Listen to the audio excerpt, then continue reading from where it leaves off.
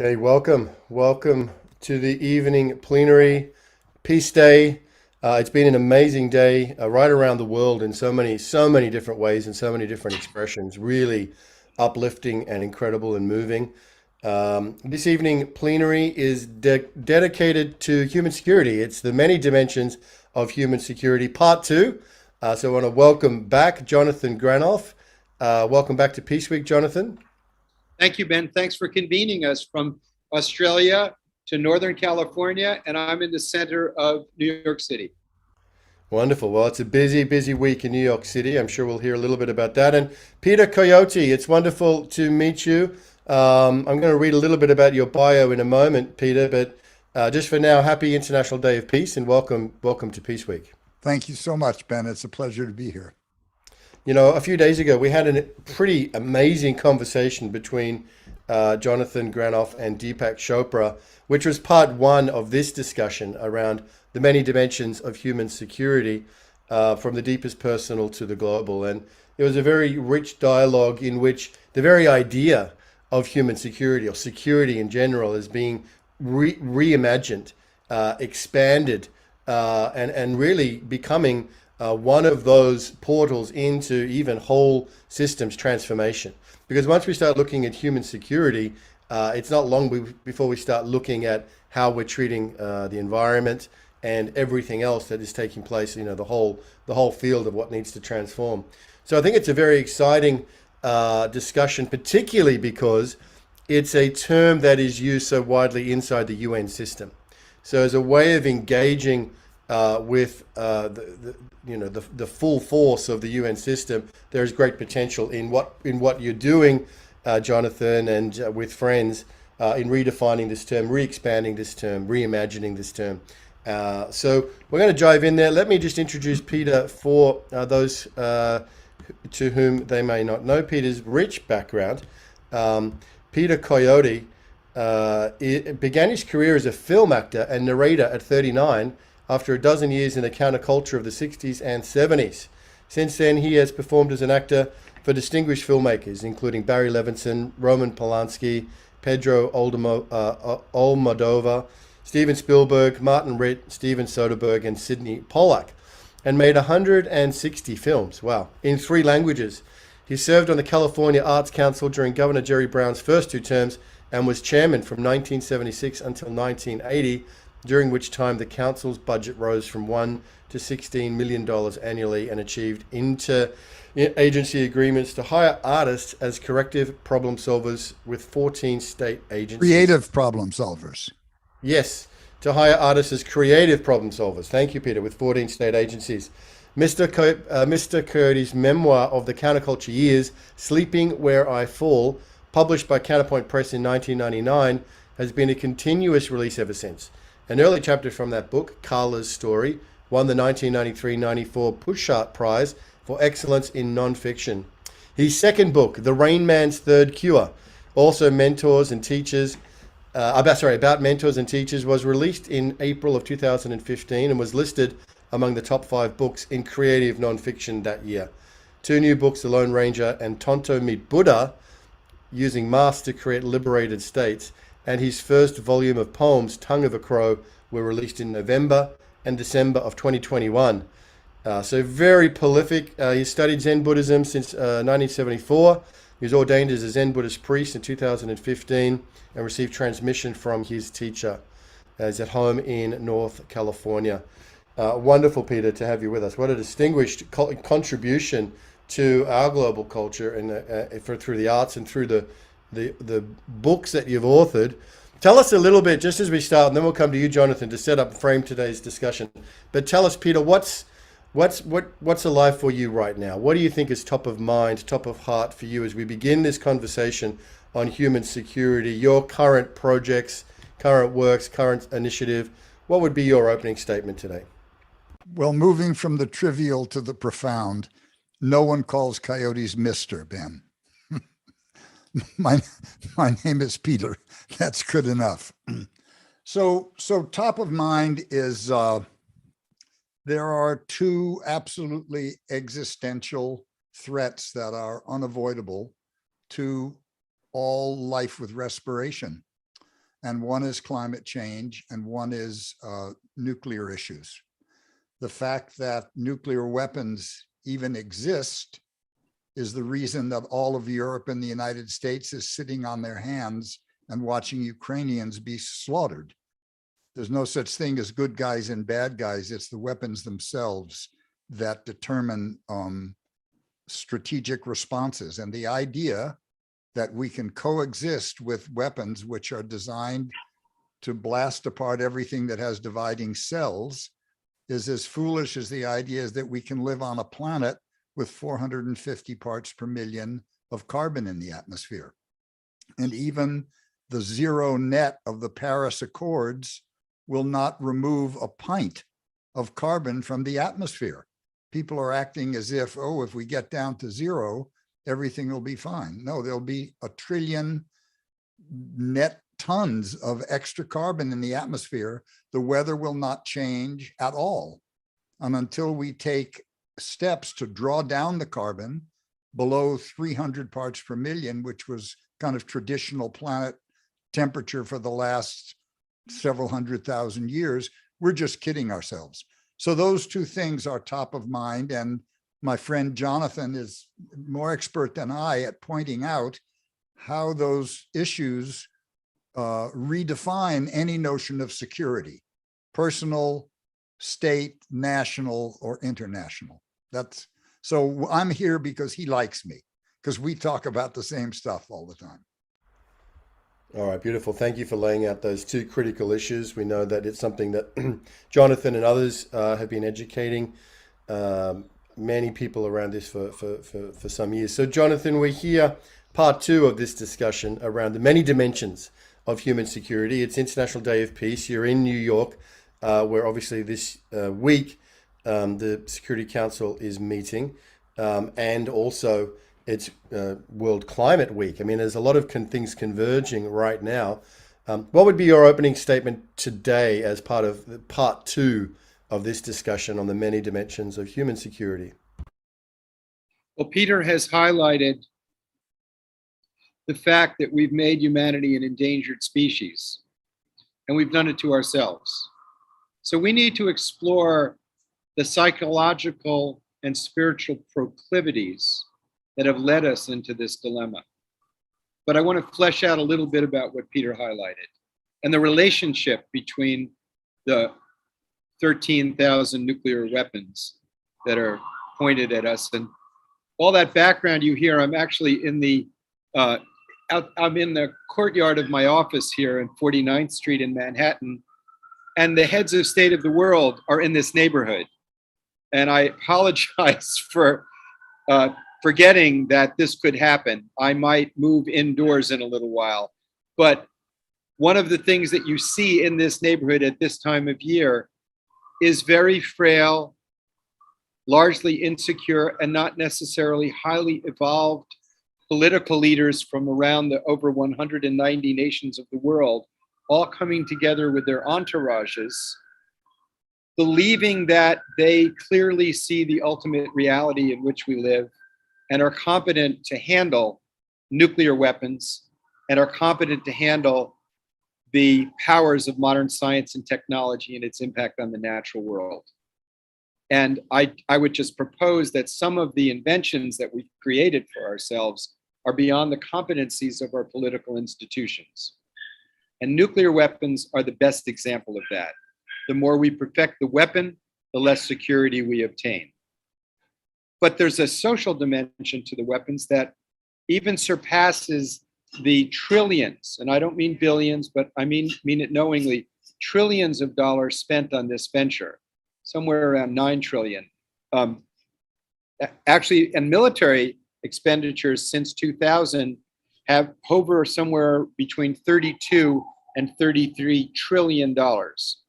And just think if a pittance of that had been spent to eliminate poverty, to get us off of fossil fuel, to teach people conflict resolution in our schools, to allow foreign ministries and the State Department of the United States to be robustly funded and have enough personnel to negotiate the complexities of the modern world. But we're not doing that. We're not spending money on those things. There is no constituency that is transcending the illusion that a state can operate independently of the rest of the states of the world and effectively protect the climate. That any group of states could operate independently of the rest of the states and protect the oceans, which provides 50 to 70% of our oxygen. That can protect the rainforest that provides most of the rest of our oxygen. That can handle a global integrated financial system. All of these issues transcend national security interests and require global cooperation, multilateral common security. And the term that reminds us of our common humanity, that brings us together to address from daily life issues to the global issue, is human security. That security begins and ends with human beings. And human beings can't live, in the same way as states can't live separated from each other. Human beings are part of the fabric of the web of life, and we're just one thread in the fabric, and we can't live without healthy biodiversity. These are realities. But nuclear weapons are the institutionalization of adversity. And that's why they're sort of an acupuncture point in social change. But I'd like to, I know Peter sort of threw it to me in the area that I'm deeply engaged in and an expert in the instruments, the legal instruments through which states talk to each other. But these legal instruments have recently become dramatically marginalized. And the danger we face is that when the words that constitute agreements between people and countries, treaties, are neglected, then verbs become bullets.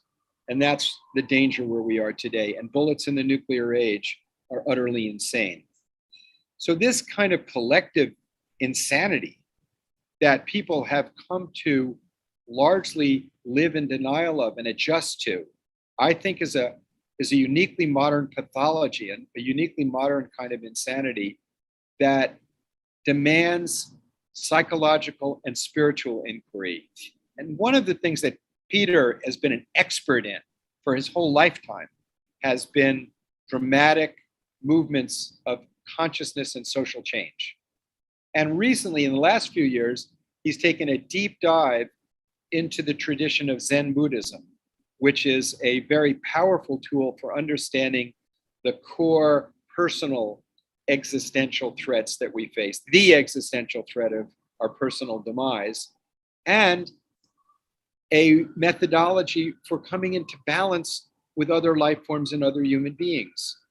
And I really wanted to ask Peter what he's learned in this journey of personal transformation and insight into the core human security issue, which is the peace of mind of your heart as it faces the limitations of existence, old age, sickness, and death, and the fact that we are both interconnected and dramatically singular. Well, that's precisely what the Buddha set out to address. And when he returned from his enlightenment experience, he gave a short address to the mendicants that he'd been living with for 6 years. And he had starved himself to the point that he passed out in a ditch. And he was rescued by a little serving girl who was carrying a bucket of rice and milk for an offering to a temple. And she saw this old man dying, and she just spontaneously went and offered him this sustenance and nourishment. And the nourishment and her impulsive generosity taught him two things. One thing was that it's not wise to destroy the body. It's not wise to push yourself to extremes. And it was her impulsive generosity that gave him the forbearance to continue his quest for enlightenment. And when he came back, he explained the Four Noble Truths to people. And I'm just going to repeat them because they're really worth understanding. Basically, he described four things. The first noble truth is It's been translated as suffering exists, but that's actually by Christian translators who put things in a different context. The actual language that he used is much closer to the notion of affliction.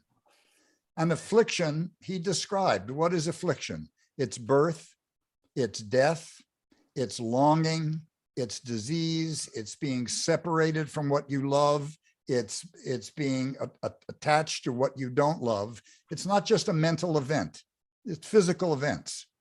And it happens to everyone. If you're suffering, if you're afflicted, it's not a sign that you're spiritually deficient at all. That's the first noble truth. The second one is called samudaya, and it means arising.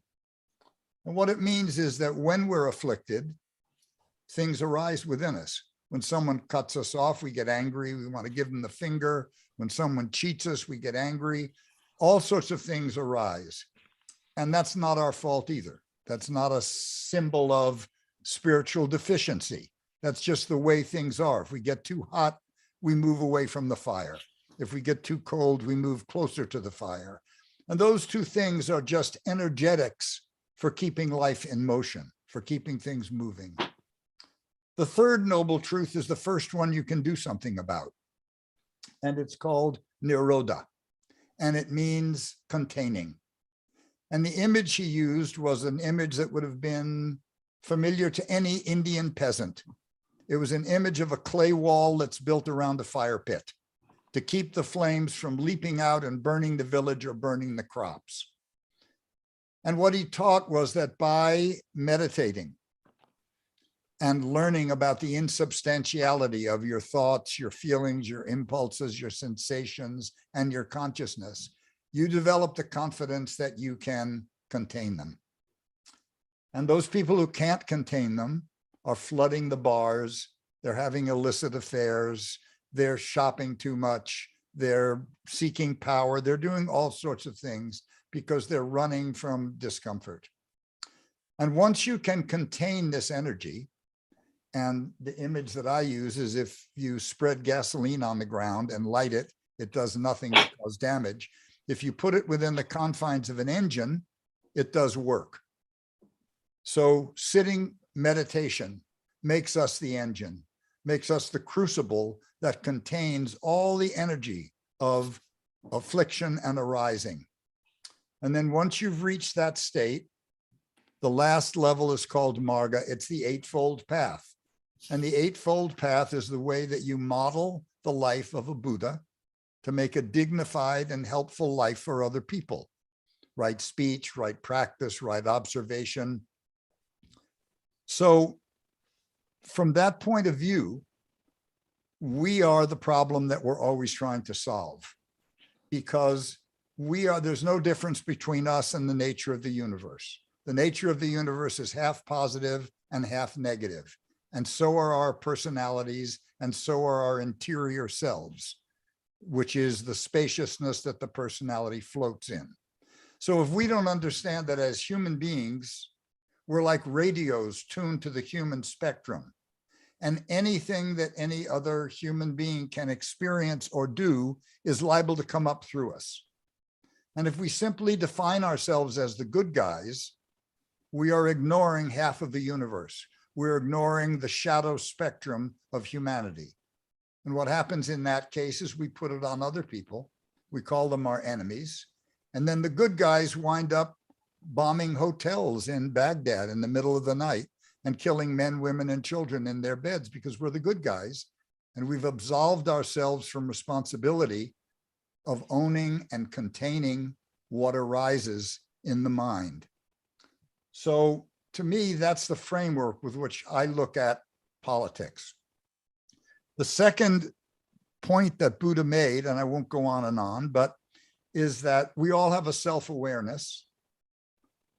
Eyes have awareness, ears have awareness, mouth, body have awareness, and our self-awareness is the combination of all those proprioceptions. And by being told who we are for our entire lives and implying who we are by the way other people respond to us and figuring out who we are by what we do, we tend to reify this self and turn it into something with the concrete actuality of an organ. And that's the point at which this guide of an ego, which is basically here to help us cross the street on the green light and brush our teeth and take care of ourselves, becomes a warden. And that's the point at which what's actually an awareness, not an organ, an awareness that we share with all other humans and many in the animal and even vegetable spectrum, becomes an agency of division. Because if we really think about who we are and what we want security for, we have to admit that none of us have ever existed without oxygen. None of us have ever existed without sunlight, without water, without pollinating insects, without microbes in the soil. Take it out to the world's location in space. If we were closer, if we were closer to the sun, if we were closer to the sun, water would burn off. We wouldn't be here. If we were farther away, it would freeze. And we're held where we are by all the forces of the universe. So when we think about ourselves, if we don't think about all those interconnections, if we don't think about being part of one big thing, like being ticks on the body of a dog, we have the fundamental delusion of mankind, which is that we are separate, or more aptly, that we are only separate. And so the way that I see security, or the way that, when Jonathan and I talk about this stuff, he's pointed out that if human beings are apparently separate, but also apparently commingled, there should be no contradiction between states and nations being apparently separate and commingled. So that's kind of where my thinking is gravitating. So one could say that the lessons from the wise to recognize both the uniqueness of your face and my face, and the fact that we're breathing the same air, and that we have a third lung called phytoplankton, can teach us personally, just at the, not even the level of wisdom, just on the level of logic, that like if you lost a lung or I lost a lung, we could live. But the third lung of the phytoplankton, if we lose that, then we both die. So we have an interest in recognizing our interdependence with a natural phenomena independently of our creating, that we are dependent upon, just as we're dependent upon the ants. If the human endeavor were to disappear, the ants will do just fine. But if the ants disappear, our endeavor has about 3.5 months, and then the cycling of the planet, the recycling of biological debris would stop, and we would die. We depend on other species. We depend on them, and they don't depend on us. So we have this arrogance, this extraordinary arrogance, the arrogance of egocentricity that leads us to believe that we're separate from the natural world. And my understanding of Buddha's path of awakening, that the engine for it is compassion. And compassion is the affirmation of the underlying unity of all of us. Because when one exercises compassion, another level of consciousness or awareness is gifted, because the ego diminishes, and then in that space, the miracle of grace awakening occurs, because that's the natural state of the fullness of our humanity. And I was really struck, Peter, by your pointing out that each of us has the potential for total darkness and total awakening. And one of the geniuses of the United States system that we've so benefited from was the humility of building in checks and balances, building into the system oversight, so that no one group of people could have excessive power over others. Now, there are many imperfections in the foundation of our country, such as racism in the 3/5 clause of, or even recognizing owning human beings. It's just a terrible thing that we still carry the we still carry the disease of racism that was there then, that has to be cured. But there was wisdom in it, and the wisdom of limiting anybody's capacity to have too much power. And we're now seeing the danger of the authoritarian model of governance that takes away that check, that allows the moral agency of one individual, whether it's the king or the president, as we had a president who wants to stay president, wants to come back as president, and rule without checks and balances. So I would say in the external affairs between us, the space between us, law and rules are necessary. But in the space within us, the law of the golden rule of intending for others the goodness that we want for ourselves, of experiencing the nourishment that arises from bringing compassion into action, are the sort of the laws that we have to follow. That if we followed the wisdom that comes from those inner laws, we would say nations will do well to treat other nations as they want to be treated. So Nations could use the wisdom of the Buddha, the wisdom of Jesus, the wisdom of Muhammad, the wisdom of Socrates, the wisdom of Confucius as principles of governance, rather than the wisdom of militarism, the wisdom of market forces, without the guidance of the wise that have been amongst us, amongst the human community, as far back as we've been telling stories about each other. So you're a sports fan, so you know that you can't play basketball without rules. And when a quarterback lets some air out of a football for an advantage, there's a huge hue and cry, because everyone understands that you won't have a game if those rules are violated. Well, America is a game. It's referred to as an infinite game because the goal is not to win, but the goal is to keep the game going. But it's still subject. Once you violate the rules and norms, you're actually ending the game. Once you take away a president's ability to select his own Supreme Court justice, once you refuse to give them a vote on judicial appointments, you are ending the game of America. One of the things that you made me think about when you were talking about compassion, there's a Sanskrit word, which is bodhicitta. And bodhicitta is an automatic arising, which arises upon slipping outside the ego for a minute. You know, when we meditate, any meditator will know it's like turning your ego into a colander.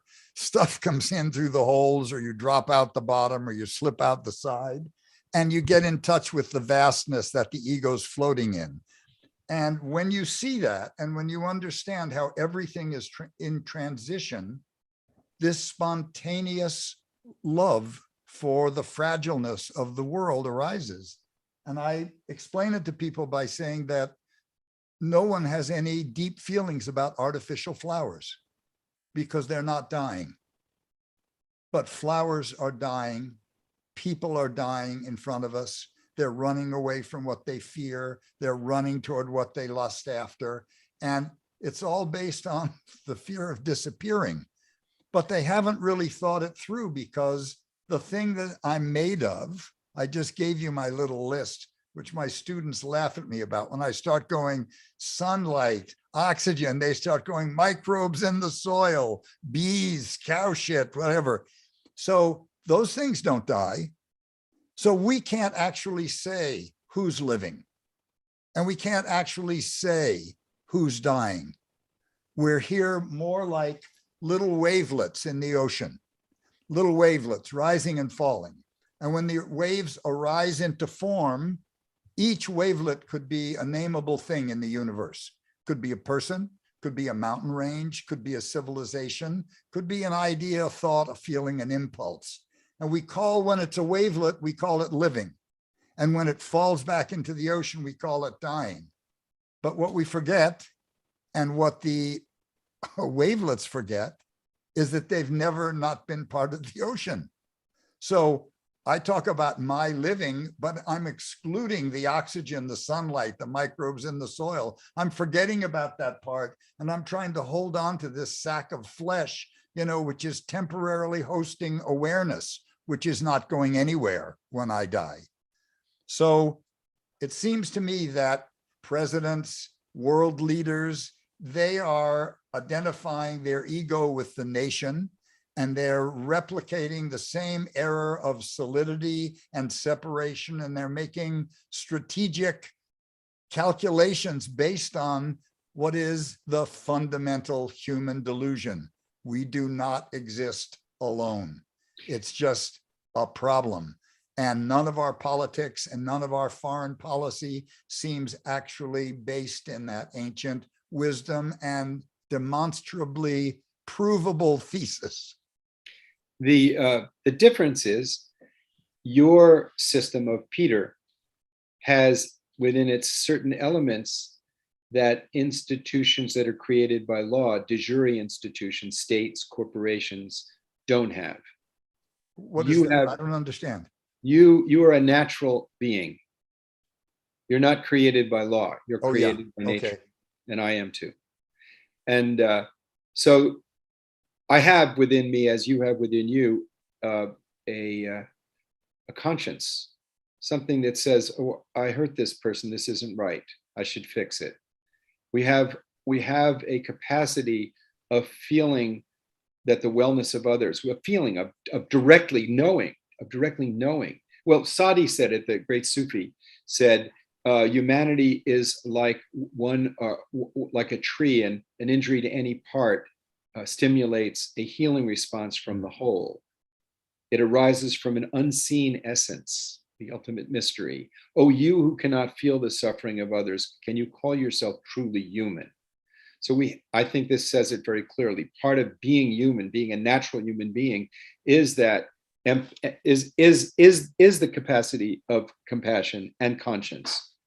Whereas institutions that we create, corporate businesses or states, the modern state was created to solve the dilemma of the 30 Years' War in Central Europe in the 17th century, where Protestants and Catholics were going to continue slaughtering each other over their definition of Jesus' love.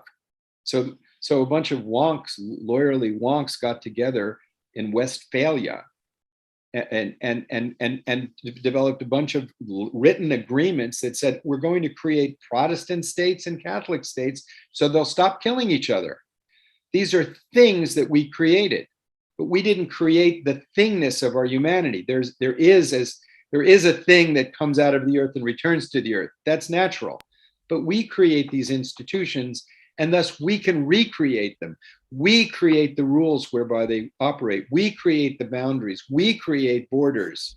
The viruses have figured out the borders are artificial. The virus pandemics don't follow the lines of passports. The climate is natural. It's whole. And the human being now, for the first time in human history, this realization that you pointed out of our interconnectedness has now not only become a spiritual realization, a true insight into the human condition, it's also become a practical necessity. We practically can't address the problems that science and technology have caused without the ancient admonition in the Upanishads. The world is one family.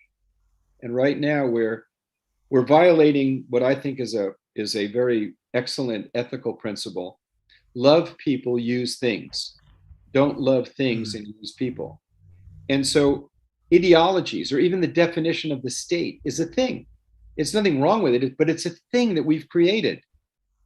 And when that thing becomes toxic to the well-being of people, we need to revise the thing. We need to revise how we do it. So here would be an example of what we can learn. At the end of World War I, there was a bunch of legal instruments that revised the organization of the relationship of the states of the world in the Treaty of Versailles.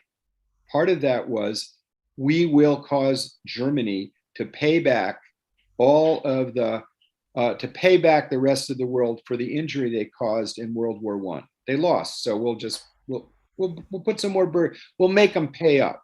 It was vengeance. Interestingly, at the end of World War II, we had some generals who really saw the horrific consequences of burdening other countries and the consequences of Versailles. And they said, let's have a Marshall Plan. Let's help those countries that we beat. Let's build them. Let's build their economies. The consequence was Germany and Japan become dynamic economies, dynamic democracies, and trading partners. Interestingly, I was thinking, like, today I was speaking at an event in Times Square on International Day of Peace is today. And it was interesting because it's like the center of the weapons of mass distraction.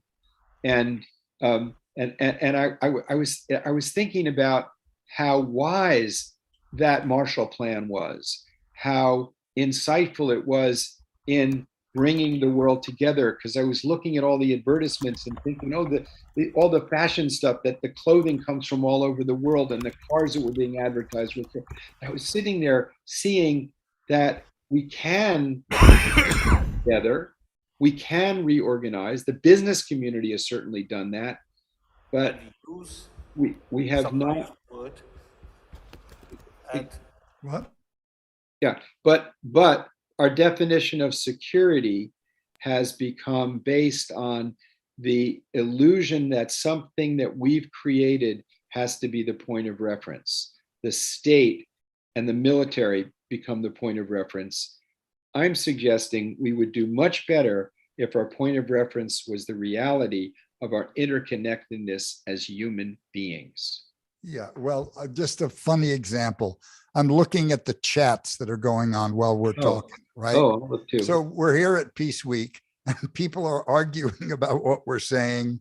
Some woman's arguing about Buddha, somebody saying people are pure, somebody saying something else. And there's a little case in point. It's like you could be listening and taking notes and analyzing what we're saying and disagreeing with us afterwards. But there's impulse that my little point of view is precious and has to be heard now. And I mean, I suffer from the same thing, but I was invited to be here and to talk. And I just have to laugh because here's a room full of people that are dedicated to peace and harmony. And it's like there's a little vicious squabble going on about definitions of terms. And it's no different from the singular to the national, you know. I mean, you know more about it than I do, but it seems to me that for all its flaws, the United Nations is the only hope we have. It's like, yes, it's a human institution. It's as flawed as humans are, but somehow or other, people are talking. They're not shooting at each other. They're not carrying weapons or slapping each other. And in a world with nuclear weapons, that's a net positive. And so someone sent me this book today or yesterday. It's called Climate Restoration. It's by a guy named Peter Fikowski. And the first thing I read about it, and he's very well known in climate restoration work, but I had no idea, for instance, that the Paris Accords, which are designed to get us down to net zero carbon by 2050, will do absolutely nothing to arrest climate change. We will still have 1 trillion tons of carbon in the atmosphere that will continue to cause this weather disruption for millennia. And unless we are drawing it down, and this book is full of concrete ways, and Paul Hawken has a book called Drawdown, unless we draw down the carbon to less than 300 parts per million, which is the historic amount of carbon in the last several 100,000 years on Earth, we're never going to have predictable seasons, predictable harvests. We're going to continue with fire and floods and quakes. And you would think that would be front page news, but it's my county, my state, my nation versus your county and state and nation. And it all comes from these limited ideas of what a self is and what it identifies with. And the only thing that's missing is the other half of the equation. It's not like yourself doesn't exist, but it doesn't exist independently. And no one wants to talk about the ramifications except people like meeting here. And it's exactly the same phenomena, as you were saying that, the idea that my state can exist independently of all the states, other states in the world. And we're seeing right now the hazard of that. I mean, we're not ever going to have a state of perfection, and the mind will never be still. And there'll always be a dynamism in the short term of our lives of cleaning ourselves, of we have a duty to scrub and love. We have a duty to scrub and love. That's what we got to do. And the world is not going to be heaven, but we can limit. Like as Martin Luther King, I can't make everybody not want to murder me, but I can make sure that there are laws that prevent them from murdering me. But as we know, the law turned out to be insufficient. So no matter what we do, the world's not going to be heaven. There's still going to be murders. There's still going to be wars and problems. That's going to be there. But because those things will continue, we don't throw out the laws prohibiting murder. And there are, so we have to strive toward that perfection. We have to strive toward the highest virtue. That is what causes us to discover that if we, as Muhammad said, we take one step toward the divine, it takes 10 steps toward us. But you don't realize that until you follow what Peter reminded me of as the great Zen koan, just pick up one piece of dust.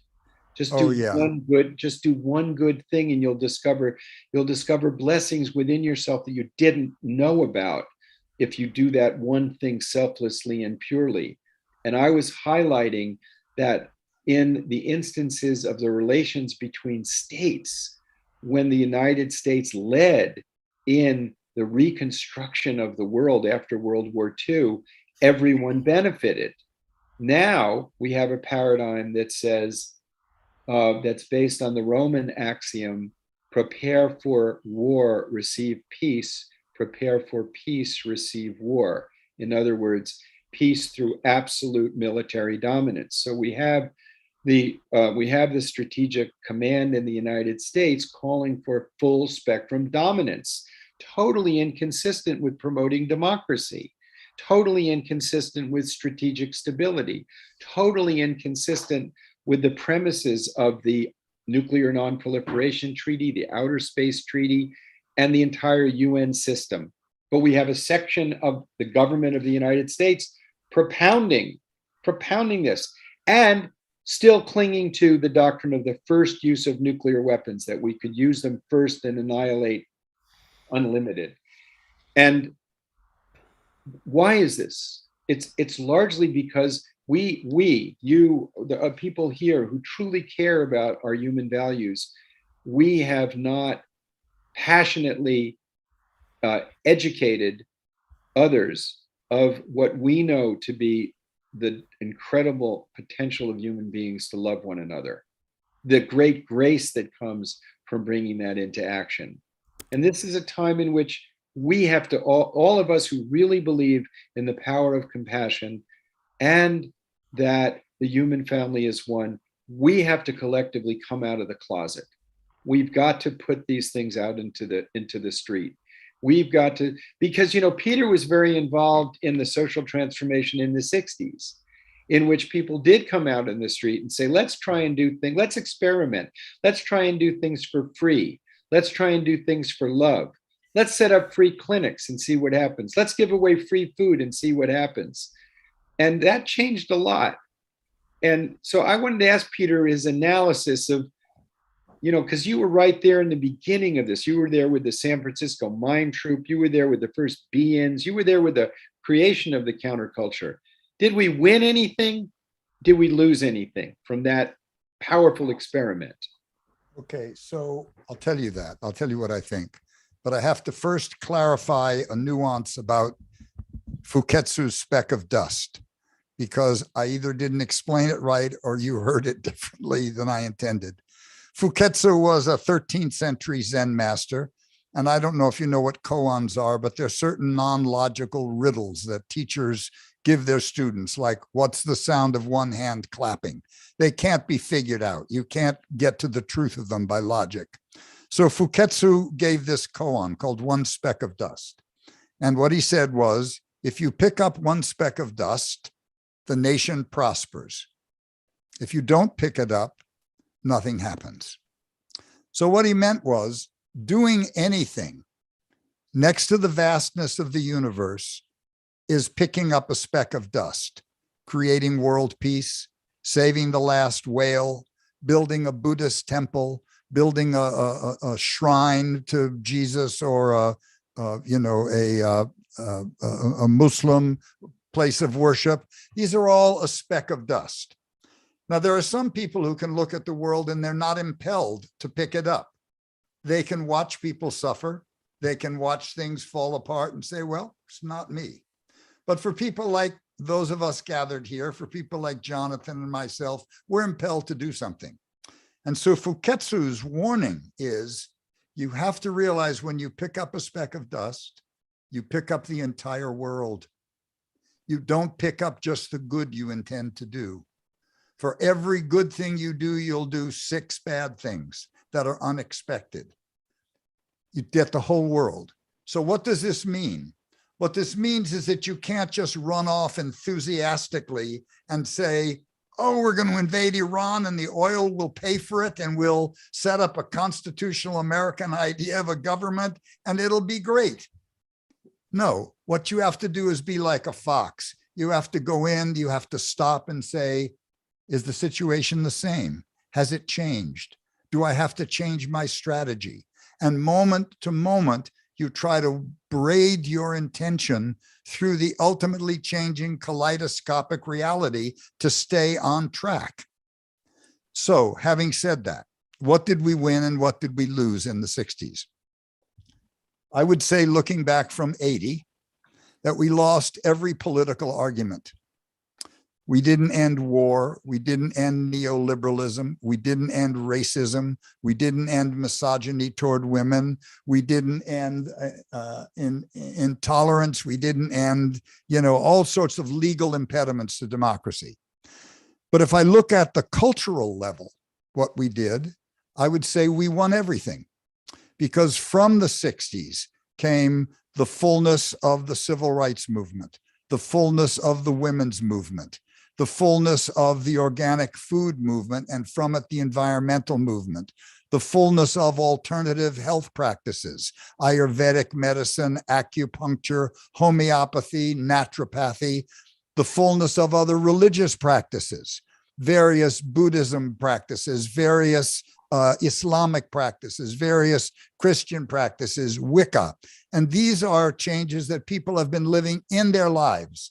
So today, farmers in Nebraska who might have been beating up hippies in 1963 are fighting fracking because it's impeding their organic crops. So culture is a wide, deep pool, but you don't win everything. So now we're still back to the problems we didn't solve, which is you can't play basketball without rules and you can't run capitalism without rules.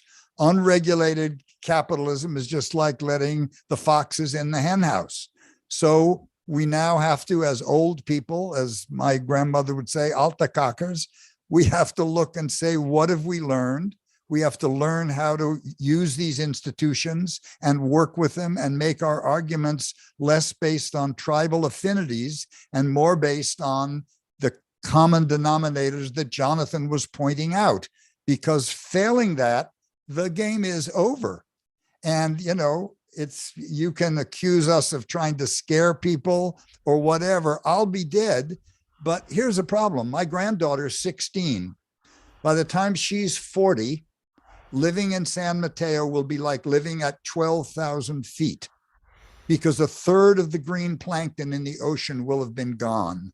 The major oxygen producing organism on the planet, larger than the rainforest. So there is no force on earth that will be able to resist the migrations of hundreds of millions of people looking for grazing land, looking for water, looking for farmland. There's 600 million people in Latin America. When the equator gets unlivable, they will not be heading south. They will be coming here. People in Yemen and Ethiopia and places like this will be moving north, and there are no boundaries, there are no borders on earth that will hold them.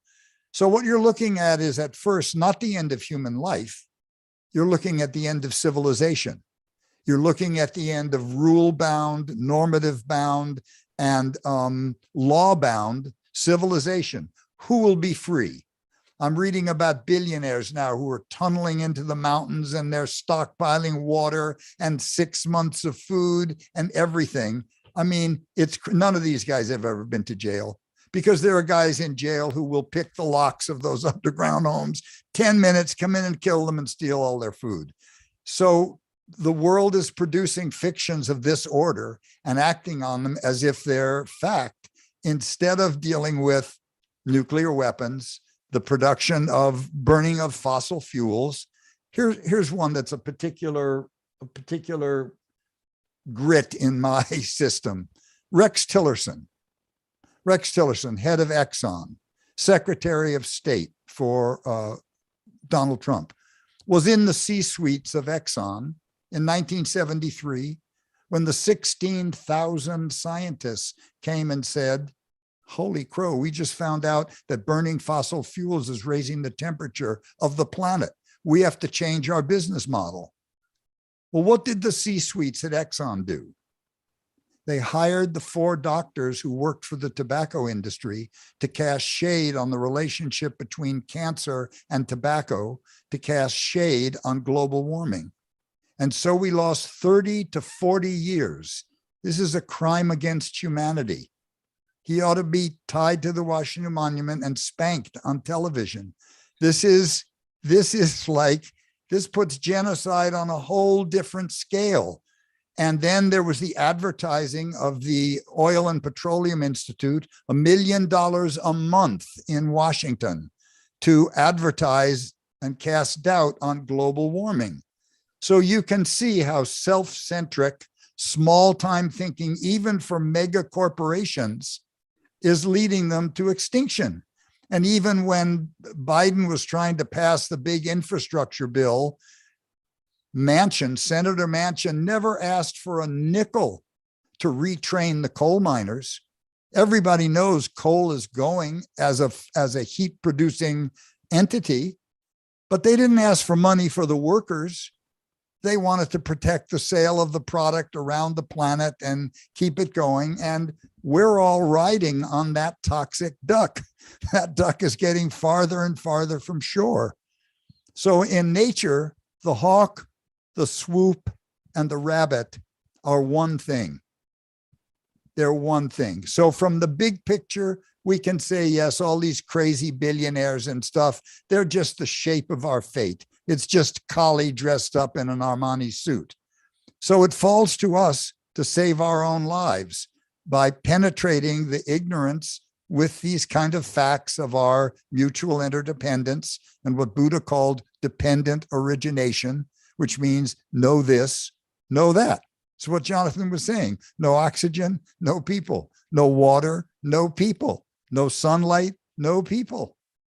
The last thing I'll say, there was a study done by the Rand Corporation about a hypothetical war between India and Pakistan in which 50 nuclear weapons were released. And they were the size of the weapons at Hiroshima. And the new weapons are 50 times more powerful.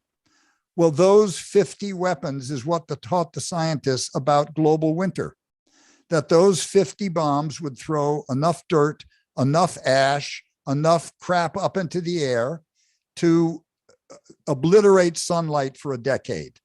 There would be no crops for a decade. And so our leaders are like, they're not paying attention to science. They're not paying attention to anything. They are just gaming within their system. So it falls to us. It falls to the dreamers and the spiritual thinkers to kind of point out in language that won't scare them, won't chase them out of the room, that they're committing slow suicide and they're taking the rest of us with them. And we might not be able to do it. It might not work. And it might work. And it might. Can I jump in there, Jonathan and Peter? I just want to bring something in which I think is really resonant. Thank you, Peter, for that. Pretty dire, but I think, substantial analysis.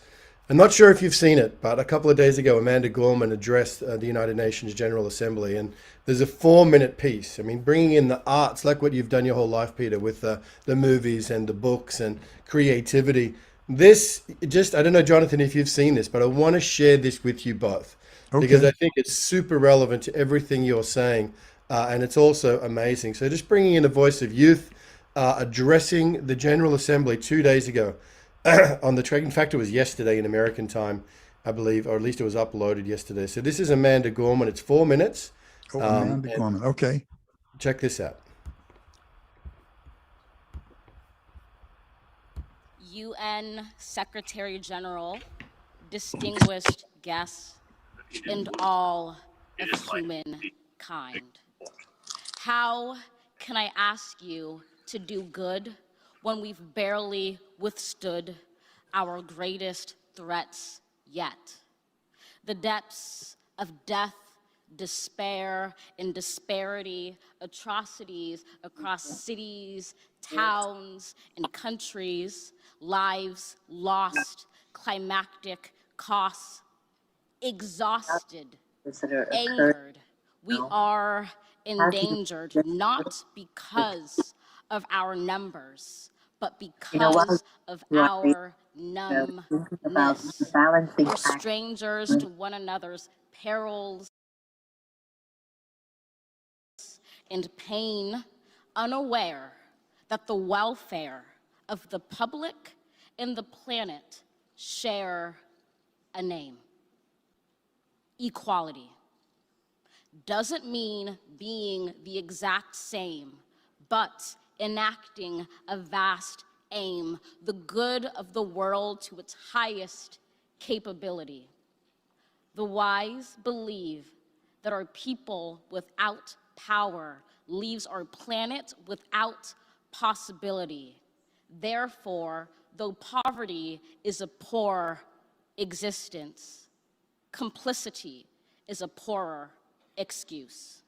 We must go the distance, though this battle is hard and huge, though this fight we did not choose for. Preserving the earth isn't a battle too big to win, but a blessing too large to lose.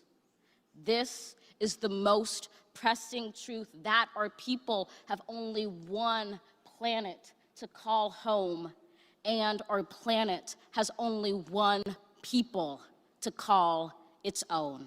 We can either divide and be conquered by the few, or we can decide to conquer the future and say that today a new dawn rewrote. Say that as long as we have humanity, we will forever have hope. Together, we won't just be the generation that tries, but the generation that triumphs. Let us see a legacy where tomorrow is not driven by the human condition, but by our human conviction. And while hope alone can't save us now, with it, we can brave the now, because our hardest change hinges on our darkest challenges.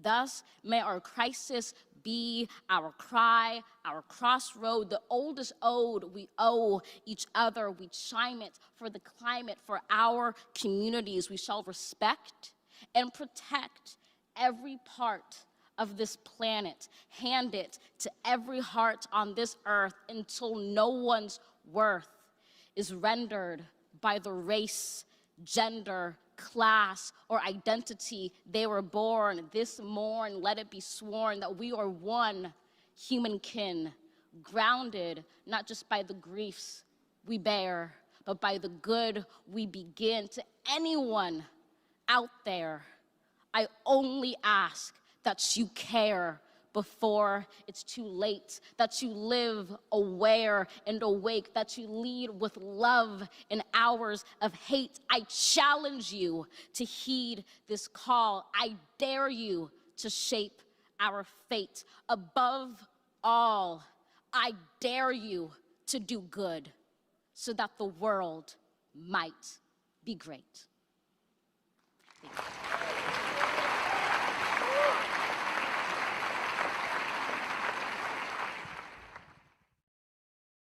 Mm-hmm. I hope you managed to catch that, Jonathan and Peter, but just absolutely resonate with everything that you're sharing. And what an incredible message delivered just in the last 48 hours to the UN General Assembly. I'd love to hear your reflections on that. Well, it's exactly the points that we're making. I wanted to point out that any of the seed metaphors that try to express the multi-dimensions and depth and mystery of bringing virtue into action do not do adequate expression of the experience of taking any step with purity in that direction, in the direction that she's called for, whether it is simply picking up a piece of dust, giving somebody a courteous glass of water, or writing a treaty that stops a war. Virtue cannot be measured. But we do know this, that bringing anything into action at whatever level is personally transformative. And that personal transformative experience, is more important than the performance itself, because that's where our humanity is, within the interior of every person. And that interior value of every person is something she was talking about, that every single person is valuable. And that vision, that core implicit in Jefferson's "we hold this truth to be self-evident," even though at the time it was very imperfect. Men without property weren't included, people of color weren't included, indigenous people weren't included, women weren't included. But today we know it means everybody. And that principle of equality is really, basically having a heart without borders, a heart that reflects the unity of life on the planet. But the way in which our major institutions are operating is ignoring this truth that's glaringly before us, that if we don't recognize the absolute imperative of pursuing human security, of pursuing common security amongst nations, of rendering the institution of modern warfare a thing of the past, Ukraine will just be the beginning of the downfall. So this is a plea to all of my brothers and sisters, whatever skills you have, whatever time you have, whatever passion you have, think of it as a gift that can be magnified and amplified in service to the whole. And I wanted to make sure that I point out something that I highlighted, how we got out of the absolutely dysfunctionality of the 30 Years' War in the 17th century, because people were willing to die for eternity, just like people are willing to die for their nations. They're willing to die for religion or races. But there they were really organized and slaughtering each other with, pitchforks and terrible brutality. Could not have gone to the nation state without the Gutenberg press. There wasn't a language that was a uniform language between Lyon and Paris until the press. And then you had a uniform grammar, and national languages and identities could emerge. Today, and it's evidenced by Ben in Australia, Peter in Northern California, me down the street from the UN, all of a sudden we have something more powerful than the Gutenberg press, this internet press, which has made the concept of neighborhood so clearly global. And the admonition of that Jesus gave of how do you get the fullness of this time on earth is to love the great mystery that is the power of love that gives us life with all your heart and all your soul. And like that, or necessary part of that, to love your neighbor as yourself. And I would contend the ethics of that is that a neighborhood today is a moral location and not a physical location. And that integrated co-arising understanding and interdependence understanding, which was always a spiritual insight, has now become a practical necessity. I mean, we are destroying the web of life at 1,000 times the evolutionary base rate.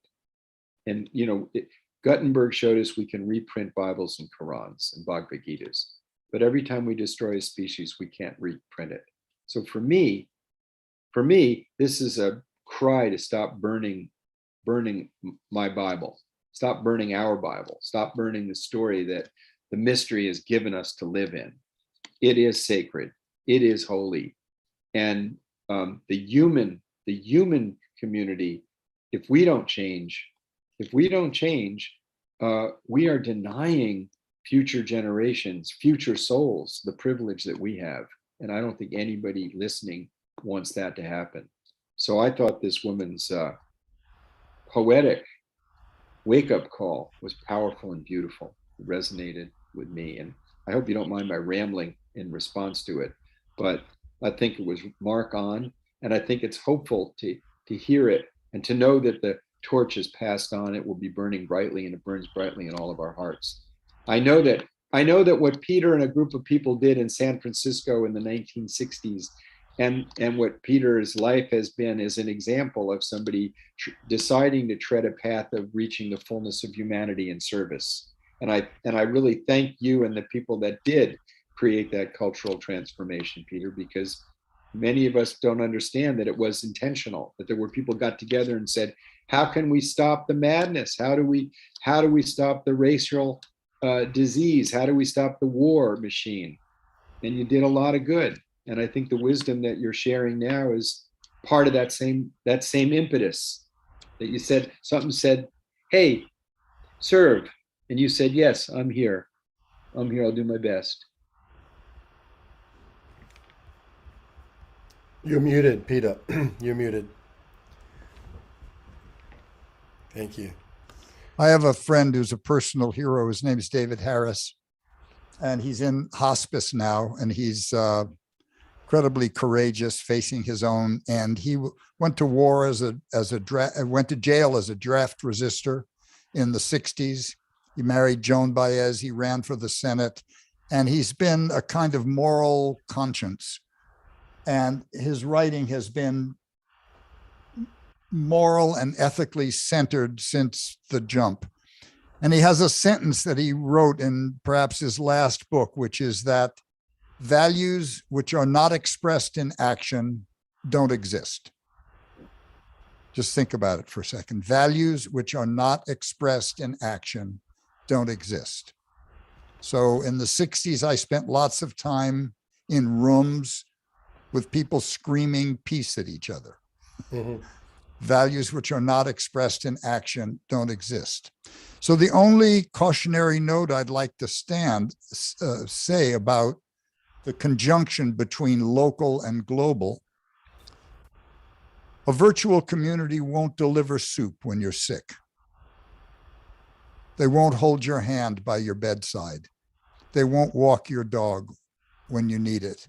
They won't take care of your children if you're too ill to hold them.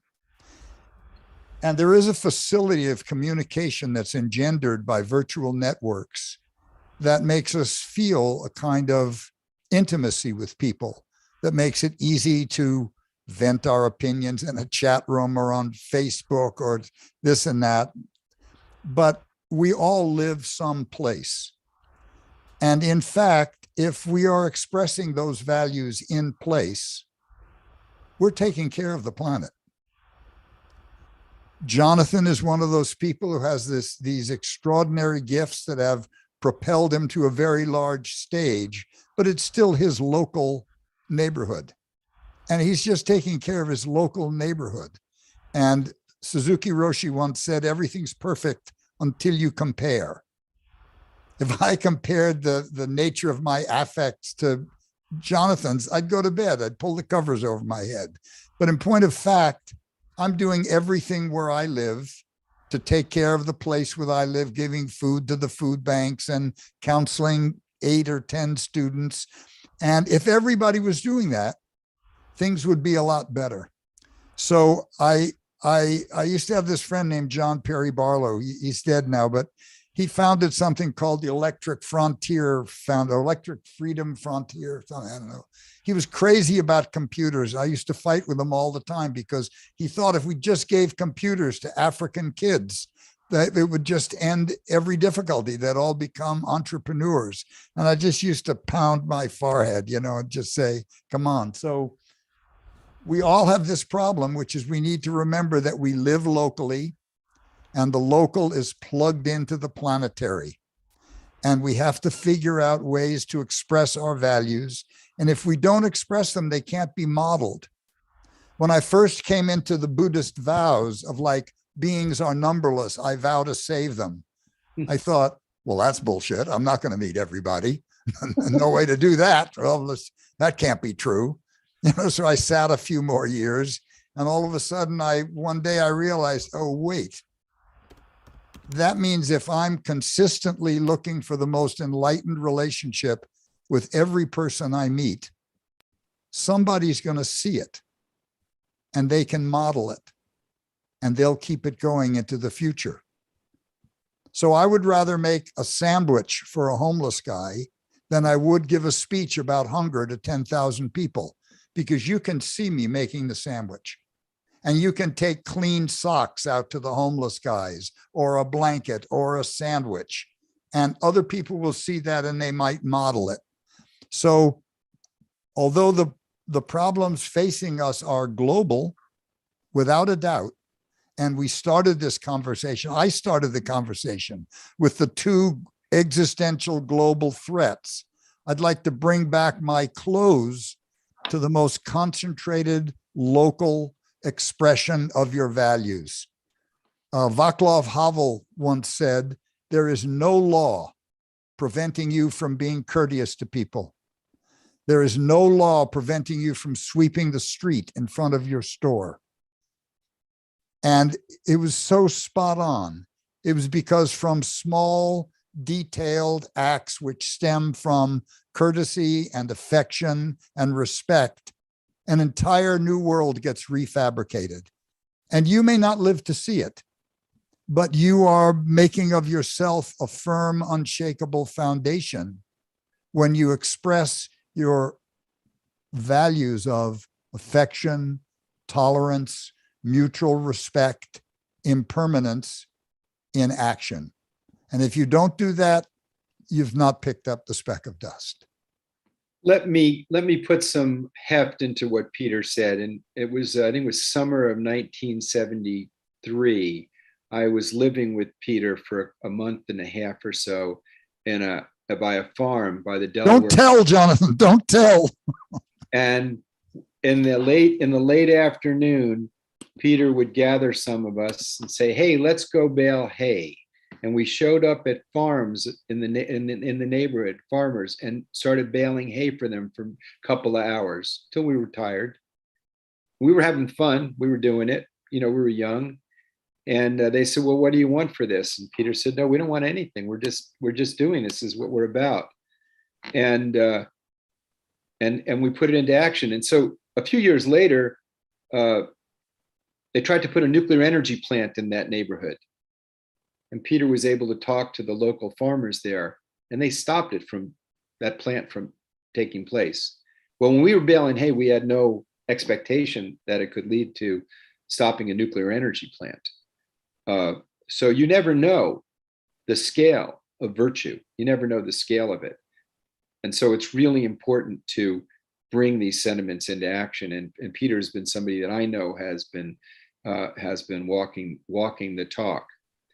During the month of August, I spent the month of August almost every day in the General Assembly and other assembly halls of the United Nations with the 190, some 190 nations parties to the Nuclear Non-Proliferation Treaty, the treaty in which the nuclear weapon states promised to negotiate disarmament in exchange for stopping the proliferation of the weapons.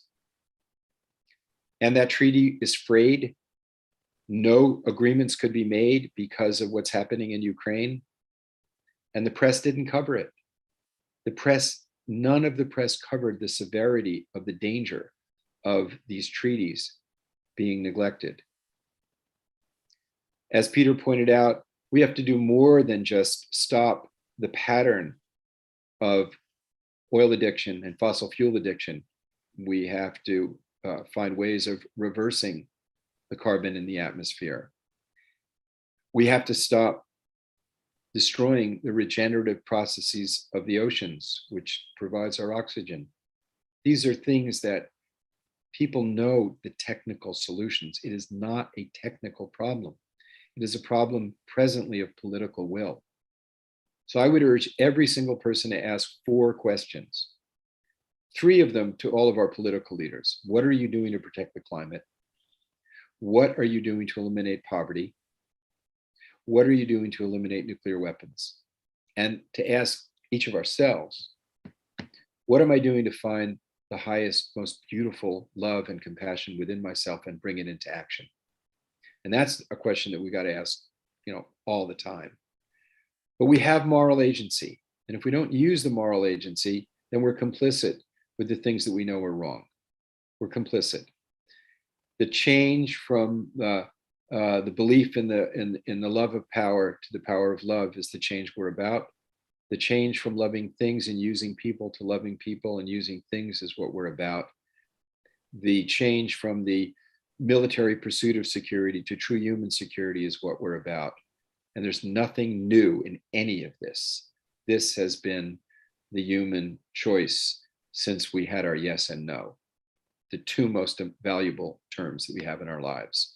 And this is the time for us to use the model of the amazing women in this web that Ben has helped create, amazing men, as they've done and so powerfully come forward and said, yes, I'll pick up that piece of dust. Yes, I'll take on an ambitious task that makes no sense, but I feel it in my heart.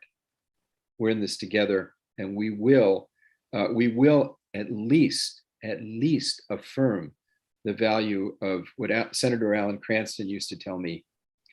He said, I don't know if there's other life forms out there in this infinite universe, but there is a life form in this planet that is able to love. And that senator spent 24 years in the Senate putting that into action.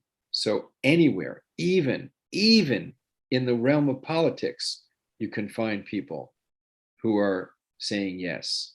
So those of us have no excuse. If you can do it in the sewer pit of selfishness, there are even people in Wall Street trying to do it, and there are people on Main Street trying to make sure that there's nobody on no street.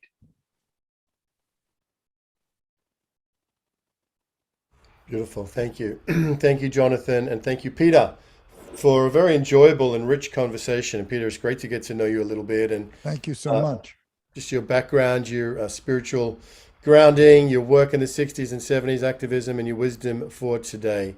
A very substantial conversation on the many dimensions of human security, which, as we know, kind of includes and involves everything we can imagine about all the crises. Ben, I want to report something good.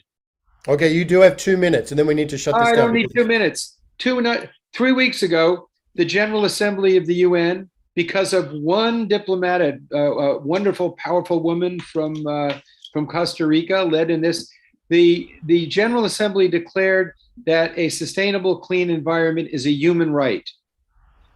We, in America, we need to make a clean environment a civil right. We're not there yet, but we now have the principle that it is a fundamental human right to live in a sustainable, healthy environment, which means we have extended human rights to reflect the reality that Peter began highlighting with us, which is we are part of the web of life, because that's what a clean environment means. That's good news. That's a great way to finish up. Peter, thank you so much for being with us. We hope to see you Thank again. you so much. And Jonathan, I think Thanks, this series, The Jonathan. Many Dimensions of Human Security, will continue as we go forward together to re-expand, reimagine, and rewild our own imaginations about what human security can mean and ought to mean. Thank you, everybody, for being with us. I'm going to end the live stream.